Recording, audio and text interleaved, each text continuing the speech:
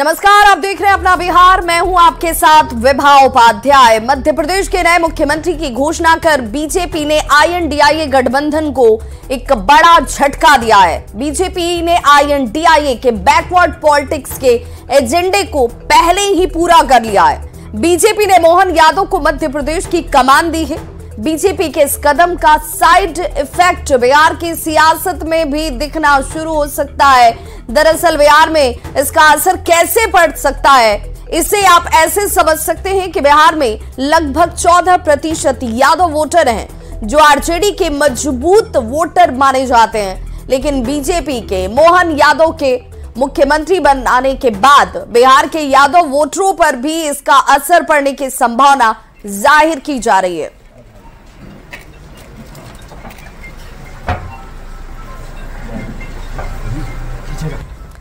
और ऐसे में मोहन यादव कौन है, जरा वो जान लीजिए, जिन्हें मुख्यमंत्री बनाया गया मध्य प्रदेश का। और उसके बाद कहा जा रहा है कि बिहार पर उसका कैसे असर पड़ेगा। सियासत में 41 साल का संघर्ष मोहन यादव ने किया है, तो कोई नया या अचानक से आया चेहरा नहीं। छात्र नेता के तौर पर सियासत की मोहन यादव ने शुरुआत की थी। माधव विज्ञान यूनिवर्सिटी में छात्र नेता के तौर पर एक अपनी महत्वपूर्ण भूमिका उनकी तरफ से अदा की गई। 1982 में छात्र संघ से वो सियासत की तरफ बढ़ते हैं। 1984 में छात्र संघ के अध्यक्ष वो बने और उस दौरान से ही उनका झुकाव जो है, देखिए एबीवीपी के साथ कैसे नजर आया। 1984 में एबीवीपी के नगर मंत्री के तौर पर जिम्मेदारी उनको दी गई, वो उस तौर पर आगे बढ़ना शुरू करते हैं। 1986 में एबीवीपी के प्रदेश सह मंत्री उनको बनाया जाता है, वो भी उसके साथ दायित्व निभाते नजर आए। एबीवीपी के राष्ट्रीय कार्यकारिणी के सदस्य भी वो रहे और इन तमाम जिम्मेदारियों के बाद मोहन यादव आज मध्य प्रदेश के मुख्यमंत्री के तौर पर 1989 ये वो साल रहता है जब 1991 और 92 में परिषद के राष्ट्रीय मंत्री, यानी कि एक एक सियासत की सीढ़ी को चढ़ते चढ़ते मोहन यादव आज मुख्यमंत्री के पद तक पहुंचे हैं। और ऐसे में वो साइड इफेक्ट जिसकी बात की जा रही है बिहार में पड़नी शुरू होगी, उसके पीछे के गणित को भी हम आपको समझाने वाले हैं। 2013 में वो पहली बार विधायक बनते हैं और देखिए सहमंत्री मध्य प्रदेश में अब सियासत को कैसे लीड करने वाला है, उसकी एक तस्वीर इस वक्त आपके सामने हम दिखाने जा रहे हैं। और ऐसे में 2020 में उच्च शिक्षा मंत्री उनको बनाया जाता है, तो योगदान जो है उनका वो अचानक से नहीं आया है। और ऐसे में ये तमाम जो तस्वीरें आपको, मोहन यादव उज्जैन दक्षिण से विधायक, और अब जरा सियासत के इस रूप को भी हम आपको समझाने की कोशिश करते हैं। जरा मोहन यादव के बारे में जब आप समझ रहे हैं तो यह भी जानना जरूरी है कि मोहन यादव को आरएसएस का बेहद करीबी माना जाता है और यह कहा जाता है कि आरएसएस के साथ उनकी नजदीकियां जो है वो बहुत ज्यादा है। काफी संघर्ष के बाद राजनीति में उनका एक स्थान, उनको एक वो जगह मिलती है जिसकी हर कोई कामना करता है। लगातार 3 बार वो विधायक रहते हैं, यानी कि जनता के साथ उनका जुड़ाव कितना रहा है इस बात से आप समझ सकते हैं। उज्जैन संभाग के बड़े नेताओं में मोहन यादव की जो है वो गिनती की जाती है। ये उन मंत्रियों में भी रहे, उन नेताओं में भी रहे जो अचानक से पदार्पण नहीं करते हैं, सियासत में एक एक सीढ़ी चढ़कर यहां तक पहुंचे हैं। और इसलिए शिवराज सरकार में कैबिनेट मंत्री भी 2 जुलाई 2020 को उनको बनाया जाता है। और उसके बाद एक एक करके मोहन यादव की कामयाबी की जो फहरिस्त है वो लंबी चली हो जाती है। शिवराज सरकार में उच्च शिक्षा मंत्री भी मोहन यादव रहे थे। और जब हम आज की सियासत की बात करते हैं जिसमें मोहन यादव जो है, अब बताया जा रहा है कि उसका इम्पैक्ट कैसे बिहार की सियासत पर पड़ेगा, तो वो भी आपको समझाएंगे। हिंदुवादी नेताओं की मोहन यादव की छवि रही है। मोहन यादव जिस यादव वोट बैंक को जोड़ने की बात बीजेपी कर रही है, उसमें हिंदुत्व वाला एजेंडा कैसे फिट बैठता है वो भी आप समझिए। ओबीसी समाज का एक बड़ा चेहरा मोहन यादव है। ओबीसी जिसे कहा जा रहा है कि इस वक्त अगर सियासत की धुरी किसी के इर्द गिर्द घूम रही है तो वो 2 ऐसे धुरी है जिनमें ओबीसी दलित वोटर, जिसके बारे में बार बार बात की जाती है। 25 मार्च 1965 को उज्जैन में उनका जन्म होता है और उसके बाद मोहन यादव को सीएम बनाकर बीजेपी एक मास्टर स्ट्रोक इस वक्त चल चुकी है। बीजेपी की इस रणनीति से अब आप समझ सकते हैं, ये साफ भी हो जाता है कि बीजेपी का जो फोकस है वो यादव समाज पर है। तो क्या मोहन यादव को सीएम बनाने से बिहार में यादव बीजेपी पर मेहरबान होंगे? ये सवाल भी अब लोगों के जहन में इस वक्त दौड़ रहा है। इस वक्त तस्वीरें जरा देख लीजिए। मोहन यादव जिनका खूब भव्य तरीके से स्वागत किया गया, चैन और नाम का जैसे जिस होड़ की बात की जा रही थी उस लिस्ट में मोहन यादव आगे भी थे। तो मध्य प्रदेश में मोहन यादव को सीएम बनाने पर बिहार बीजेपी के अध्यक्ष सम्राट चौधरी ने कहा है कि बीजेपी सबका साथ सबका विश्वास के साथ काम करती है। यही बीजेपी है जहां सबके साथ सबके विश्वास की बात होती है, जबकि आरजेडी में सिर्फ और सिर्फ अगर किसी बात की बात होती है तो वो है परिवार की बात। जनता पार्टी सबका साथ सबका विकास की बात करता है, इसलिए आज डॉक्टर मोहन यादव जी को मध्य प्रदेश का मुख्यमंत्री मनोनीत किया गया भारतीय जनता पार्टी के द्वारा, और सभी विधायक दल की बैठक में सर्वसम्मति से किया गया। यह स्पष्ट दिखलाता है कि भारतीय जनता पार्टी में सबके साथ सबके विकास की बात। ये राष्ट्रीय जनता दल या समाजवादी पार्टी नहीं है, एक ही परिवार के लोग बनते रहे। यहां सबके साथ सबके विकास की बात होती है। तो एमपी में यादव को सीएम बनाने के बाद बिहार की सियासत पर इसका साइड इफेक्ट भी पड़ा है। बीजेपी इस फैसले का स्वागत कर रही है और महागठबंधन पर इसे लेकर हमले बोल रही है। तो महागठबंधन के नेताओं का कहना है कि इसका बिहार में कोई असर नहीं पड़ने वाला। पॉलिटिकल पार्टियां पिछड़ों को, दलितों को फिर पद पर स्थापित अगर कर रहा है तो लालू प्रसाद जी की जो मौजूदगी है भारतीय राजनीति में उसका प्रकटीकरण है। और ऐसे तो चुनाव के मद्देनजर कुछ लोग कर लेते हैं। हमने बाबूलाल गौर जी को ही बनते देखा है मुख्यमंत्री। हमारे लिए बहुत ही खुशी की बात है कि भाजपा के लोग अब आदिवासी और ओबीसी को भी मुख्यमंत्री बनाने लगे हैं, वरना ये तो वही भाजपा है ना जिनके लोग मंदिरों में आदिवासियों को जाने नहीं देते थे। ओबीसी का कोई सदस्य मंदिर में चला गया तो उसकी धुलाई करते थे। तो ये तो कांग्रेस की राजनीति का देन है कि आज भाजपा भी मजबूर है ओबीसी को सम्मान देने के लिए, आदिवासी को सम्मान देने के लिए। एक समय में ही भारतीय जनता पार्टी के लोग अपनी ही थ्योरी को काटने में लग जाते हैं। एक तरफ कहते हैं कि देश में दो ही जातियां हैं, गरीब और अमीर, और दूसरी तरफ मध्य प्रदेश हो छत्तीसगढ़ हो, सीएम बनाने के बाद कहते हैं कि हमने ओबीसी समाज को, आदिवासी समाज को मौका दिया है। हमारे यहां एक कहावत है कि सब धार एक ही पसेरी। मध्य प्रदेश में यादव समाज के व्यक्ति को मुख्यमंत्री बनाया गया और ये कोई किसी परिवार की विरासत से, और वो लोग नहीं है जो किसी के पिता और बाप दादा राजनीति के माहिर खिलाड़ी थे और किसी ने प्रमोट कर दिया है। ये संघर्ष की विरासत और भारतीय जनता पार्टी के पॉलिटिकल सिस्टम में सबके लिए जगह है, इस बात को साबित करता है।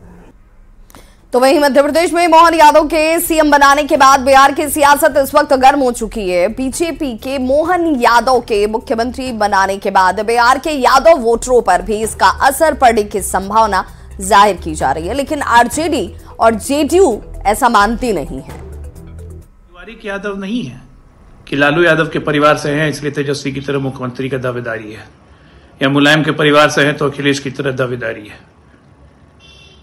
ये देश की जनता और खासकर यादव समाज में तो एक संदेश है ही कि कोई भी यादव समाज का बच्चा मुख्यमंत्री बन सकता है, प्रधानमंत्री बन सकता है। मोहन यादव जी को चुना गया है, यह आंतरिक मामला है, लेकिन बिहार की जाति सर्वे के रिपोर्ट का गहरा जख्म जरूर दिखाई पड़ रहा है। भाजपा परेशानी के हालत में है। माननीय नित्यानंद राय जी पे भाजपा का भरोसा टूट गया है, इसीलिए नए विकल्प की तलाश में है।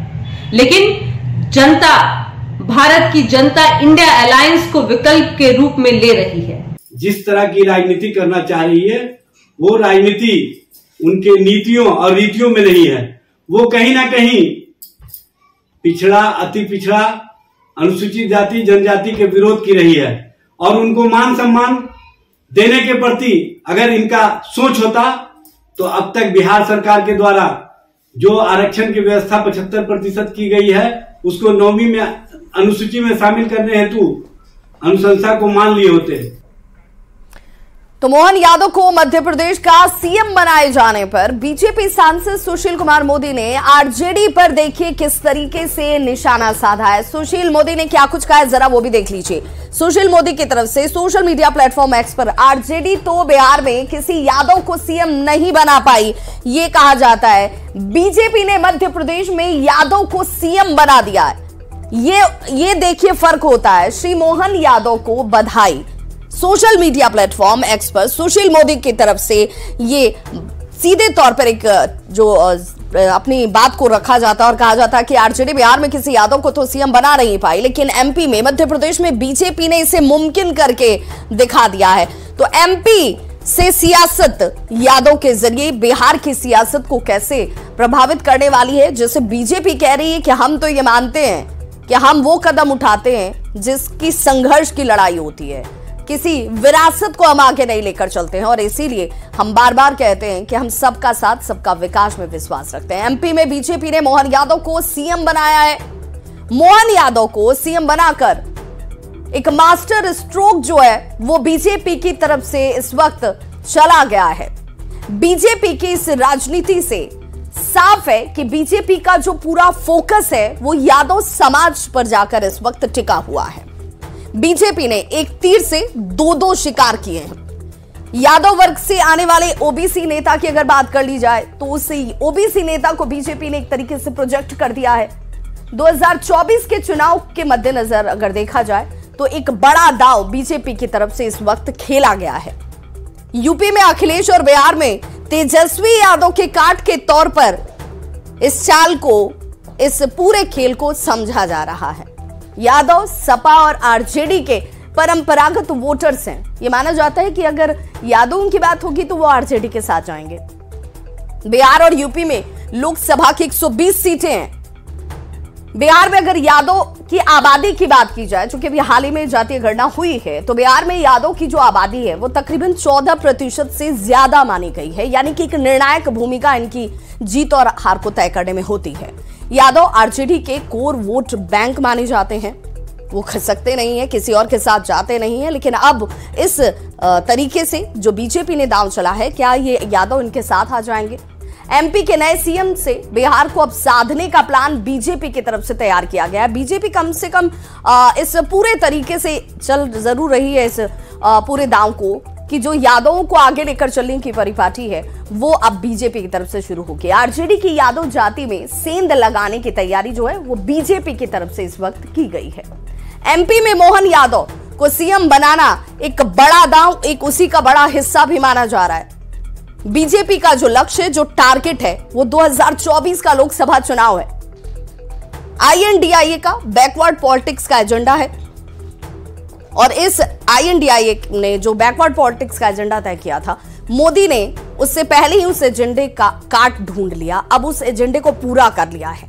बिहार के यादवों को मोहने में, यानी कि उन्हें अपने साथ लाने में बीजेपी कितनी सफल होगी ये जरूर भविष्य बताएगा। लेकिन इस वक्त मोहन यादव का चुनाव जो मध्य प्रदेश में किया गया है उसे इसी रूप में देखा और समझा जा रहा है। धारा 370 की बात करेंगे। धारा 370 पर सुप्रीम कोर्ट के फैसले के बाद अब सियासत गर्म हो चुकी है।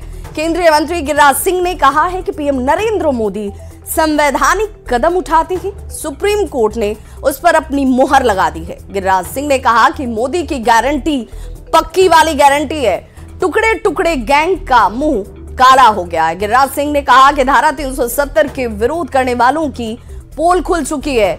आज जम्मू कश्मीर में तेजी से विकास हो रहा है। जम्मू कश्मीर की जीडीपी तेजी से बढ़ रही है। जो लोग इसका विरोध कर रहे हैं, अगर वो पीओके के लोगों के साथ सर्वे कर लें तो मोदी जी के पक्ष में 100 के 100 लोग रहेंगे। हमारे साथ केंद्रीय मंत्री गिरिराज सिंह, उनसे हम बात करते हैं। सर, जिस तरह से सुप्रीम कोर्ट का फैसला आया है 370 को लेकर के, 35A को लेकर के, उन्होंने केंद्र सरकार के फैसले को सही ठहराया और कहा है कि 370A जो था वो अस्थायी प्रावधान था। कैसे देखते हैं सर इसे?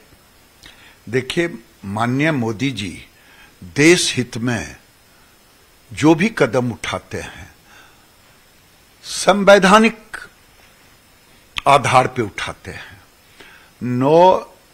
जहां तक तारीख मुझे याद है, 2019 में जो जुलाई में फैसला लिया गया वो संवैधानिक कदम था।